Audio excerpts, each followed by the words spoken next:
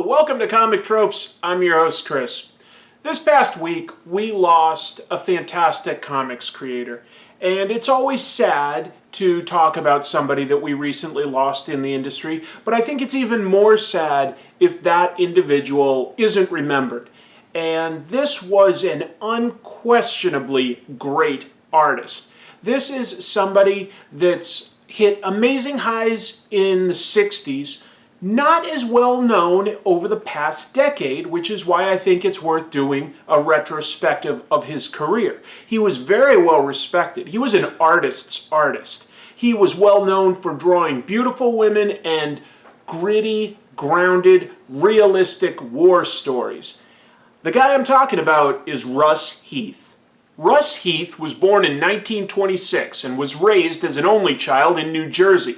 His father was a cattle rancher, and Heath grew up loving Western artists like Will James and Charlie Russell. In high school, he did some freelance work illustrating stories in Captain Arrow Comics Volume 2, Issue 2, and Volume 3, Issue 12. His later high school years get muddy. It's not clear if he graduated. He joined the Air Force and served stateside for 9 months, illustrating for the Air Force newspaper, but due to a clerical error, he doesn't show up as having served. So his early years are a bit confusing, but we know that he started working for Timely Comics, the predecessor to Marvel Comics, in 1947 on Western stories like Kid Colt and Two Gun Kid. He went on to illustrate stories in books like All Western Winners, Black Rider, and Western Outlaws. Timely Comics transitioned into Atlas Comics in the 1950s, and he stayed with them working on sci-fi stories which they specialized in. He co-created Marvel Boy there, and is also noted as being the cover artist on Journey into Mystery #1. There is no question that Russ Heath did some gorgeous work on westerns and sci-fi stories, but the thing he became best known for was his artwork in war stories and in combat stories.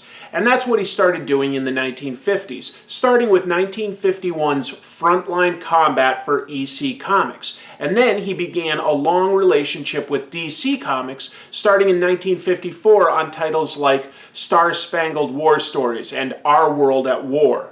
Heath's war stories became his specialty, and in 1961, he co-created with writer Robert Kanigher the bizarre but popular story called The Haunted Tank, which featured in the title G.I. Combat. The premise involved real-life Confederate General J.E.B. Stuart coming back as a ghost to watch over World War II tank commander Jeb Stuart, his namesake. The ghost would give Jeb advice that led to him and his tank crew winning pretty much every battle. The Haunted Tank is fun because it's so weird, but it also is a little bit repetitive. It's a very similar story each time around, and even Russ Heath has admitted that in interviews. But his biggest and best-known work was still ahead of him. Other popular contributions to comics history from Heath included the co-creation of the Sea Devils, also with Kanigher, who were a team of non-superpowered deep-sea divers who found adventures every month. Somehow. Ironically, the piece of Russ Heath art probably seen by the most people is also one he made the least on. For $50, Heath illustrated 2 ads, one for Revolutionary War soldier toys and one for Roman soldiers. Both were printed on comic book covers well into the 1970s.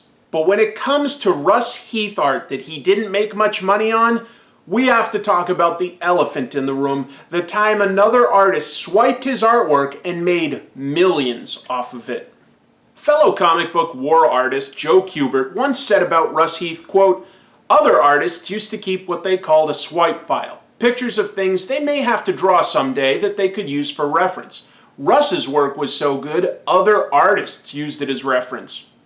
Enter the pop art movement of the 1960s. Roy Lichtenstein recreated a series of comic panels from artists including Russ Heath.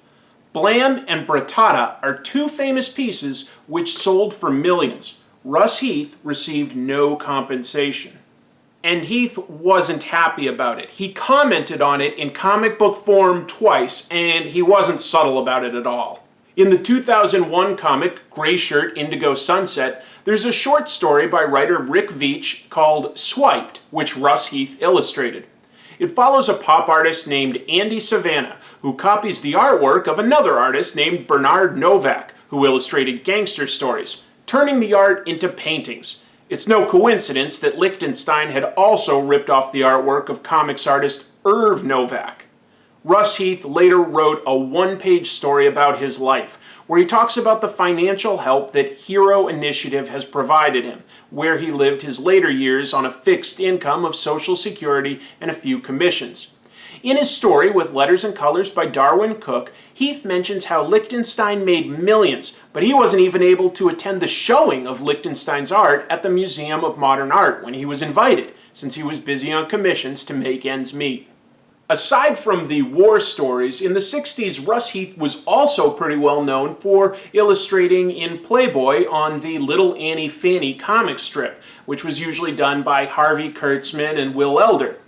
Mark Evanier, a comic book writer and comic historian, has a great story about one time where Kurtzman and Elder were right up against the deadline. They needed help, and they called in Russ Heath. Now, Heath came in and had a great time. They all worked together hard in a hotel room, getting good room service on Playboy's dime, and they hit the deadline, and Kurtzman and Elder go home. The job is done, but Russ Heath is sitting there going, no one's asking me to leave. I'll just stay here for a while. And he just enjoyed, getting free room service, staying in a nice hotel, and being surrounded by beautiful women. That's Russ Heath being very thrifty. In the 70s, Heath kept fairly busy on Sergeant Rock stories for DC and produced some of the most detailed work of his career. Heath was known for going to Army surplus stores and loading up on anything he could buy to make sure his reference was accurate. In the 80s, he wasn't getting as much comic book work, but he did work for Marvel on the animated G.I. Joe show, creating many of the character models that were translated from the toys and the comics to the cartoon. He also illustrated issue 24 of the comic by Larry Hama. Heath's last work was a short flashback story in Iron Fist number 20 from 2009 by writer Dwayne Swarzynski, and a few covers and a pinup for indie creator Dave Sims' comic Glamour Puss in 2011. Russ Heath was a great artist. He was an artist's artist that inspired a lot of other creators who worked in comics. He was well known for Beautiful Women, for his moody, grounded war stories, for his exciting action, for his detailed vehicles that looked very real. And he was well known for being good at shading. His shadows were evocative and moody, and he was good with textures as well. So he had a lot of skill all around. Character work, storytelling skills, lighting and texture. Just an all-around good artist. Great artist, really.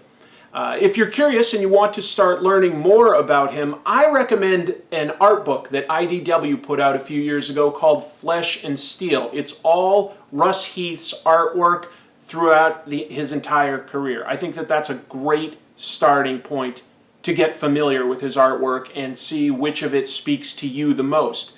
And the Hero Initiative did a lot to help Russ in his later years when he didn't have too much money. So that's a nonprofit organization that helps comic book creators that have financial struggles. Here's a link to them if you're interested in learning more. I think it's a fantastic organization.